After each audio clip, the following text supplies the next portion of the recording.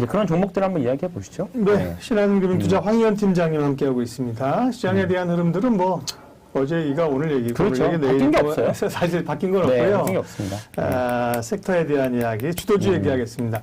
그동안도 이제 좀 사실은 지금 명백한 주도주가 별로 없는 시장이죠. 네. 주도주가 좀 끌고 가면 강세장이 지목이죠. 그죠. 강세장이 네. 아니고 뭐 주도주에 있었던 성장주 네이버 카카오 등 꺾였고 2차 전지도 크게 한번 훼손이 됐었고 근데 최근에는 보면 우리도 얘기했던 게 조선, 네. 자동차, 네. 또 뭐 주도주로 볼 수 있겠, 네. 뭐 철강, 뭐 이런 그쵸? 이런 쪽에 좀 올라왔었잖아요. 네. 자율주행 등 말씀하셨었고요, 맞습니다. 그죠? 네. 예. 근데 이제 보면 조선이나 뭐 자동차 이쪽도 조금 더 쉽니다. 네. 근데 오늘은 뭐 시장에 다 밀렸기 때문에 네. 뭐 아직은 잘 모를 수 있기는 한데요. 그래도 기아나 자동차 섹터들을 보면 그나마 오늘 보합이거나 약간 빨간색이었죠. 근데 시가총액 상위들을 쭉 보면 지금 삼성전자 오늘 약보합 이제 보합 수준이었고 쭉 봤을 때 건설 쪽이 그나마 좀 셌었고요. 건설 쪽이 그나마 좀 버텼던 것 같고 조선도 종목에 따라서는 다를 수 있긴 하지만 현대중공업이 오늘 좀 많이 밀리긴 했습니다만 일단은 저는 조선 자동차는 일단은 큰 묵직한 섹터에서는 분명히 아직은 주도주 지위를 내려놨다라고 보기에는 조금 이른 것 같아요. 예, 아직은 이른다라고 보기 때문에 그냥 쉬는 정도, 그냥 시장이 쉬니까 그냥 쉬는 정도 이렇게 보고 있고요. 그 다음에 자율주행도 마찬가지입니다. 같이 들어있는 거고. 그 다음에 빼놓고 얘기할 수 없는 게 이제 우주항공이죠. 예, 하나 에어로스페이스나 오늘 이제 거의 신고가 영역 다 왔고. 네, 그 다음에 한국항공우주. 한국항공우주 또 오늘 많이 이거 들어봤네요. 깜짝이야. 한국항공우주도 이제 신고가 영역 이제 들어갔죠. 이제 이런 거는 이제 누가 봐도 명백히 시장에서 신고가를 내고 있으니까 충분히 주도주 영역이라고 저는 봐도 됩니다. 그리고 뭐 LIG 넥스원 같은 종목도 마찬가지죠. 일단은 시장 대비 강한 모습들을 좀 보여주고 있어서 괜찮다고 보고 2차 전지에 대한 생각들은 어떻게 생각하시는지 저는 참 궁금합니다.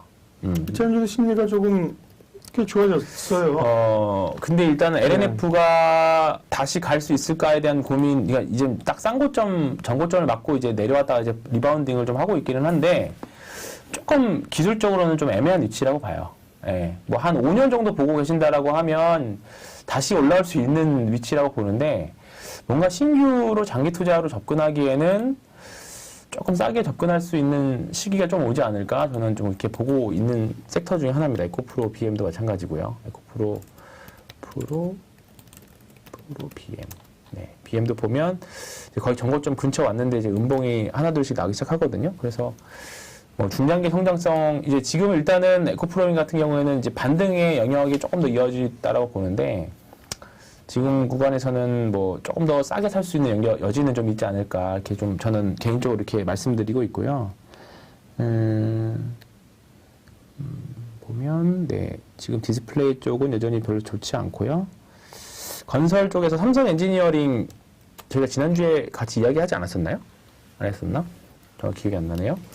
저도 뭐 네 엔지니어링 같은 삼성 엔지니어링, GS건설 그다음에 대우건설, 뭐 현대건설 이런 쪽은 건설주들은 좀 종목별로 구별해서 좀 보셔도 될 것 같긴 한데 엔지니어링이 이제 진짜 오랫동안 이게 좀 많이 올랐다고 보실 수도 있기는 한데 이거 10년 월봉으로 놓고 10년치 보면요 고기서 고기입니다. 고기서 고기인 거라서 이제 조금 찔끔 올라 있는 상태예요. 그러니까 이제 정말 10년 만에 회사가 좋아지는 구간이니까 충분히 저는 지금도 공략 가능한 종목이라고 생각하고 있는 종목 중에 이제 하나입니다. 그래서 삼성 엔지니어링도 같이 보시면 저는 좋겠다 생각하고요.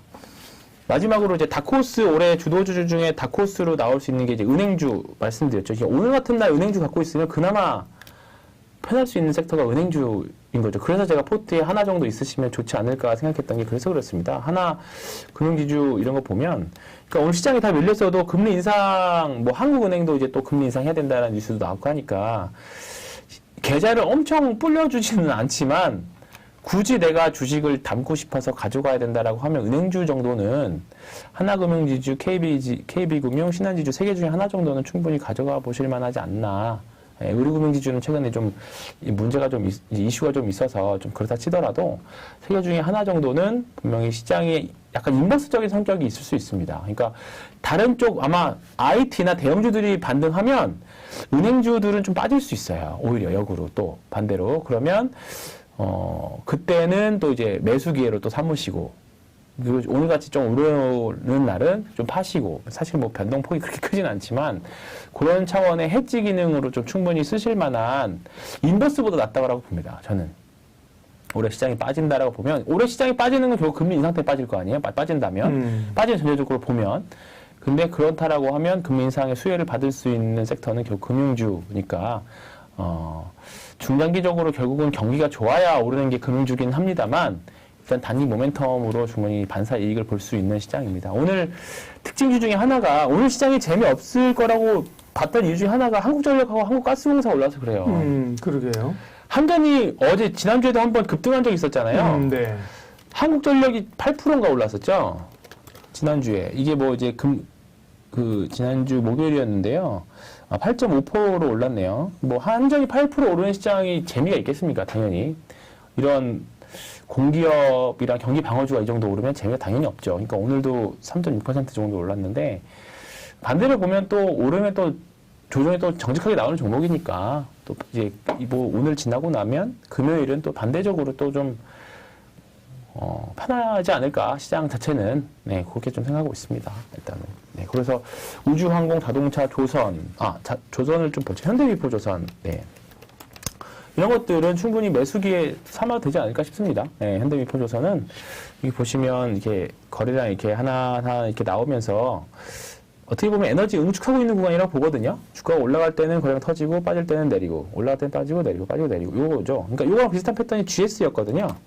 GS도 보시면 이게 거래량 터지고 이게 이제 시류를 잘 타서 거래량 빵 터지고 횡보하다가 이게 밀어붙이고 올라가는 구간인데 현대 미포조선도 마찬가지입니다. 여기서 오르락 내리락 하다가 물량들 소화하고 때가 되다 싶으면 또는 이제 지금은 뭐 후평가격 상승이 뭐 대외적인 이슈이긴 합니다만 계속 이제 수주는 들어올 거기 때문에 그렇게 되면 분명히 때가 되면 분명히 힘을 받고 올라갈 때가 되지 않을까 싶습니다. 이게 하이트질러도 되게 재미없었거든요. 하이트질러도 여기 보면 되게 오래됐어요. 저도 좋게 본 지. 여기 이 구간이죠. 여기서부터 계속 오르락 내리락 하면서 올라갈 때는 이제 거래량이 터지고 내려갈 때는 안 실리고 이게 이거 반복 하다가 사실 뭐 하이트질러 같은 경우에는 뭐 이제 다시 한번 오프닝 했다가 다시 또 오미크론 터지고 그래서 좀 고생을 부침을 좀 겪었지만 이번에는 좀 확실히 다르잖아요. 그래서 충분히 저는 4만 원은 넘어갈 수 있지 않을까. 좀 길게 보시면 좀 답답하더라도 이거는 하이트질러 같은 종목은 정말 엉덩이 투자해야 되는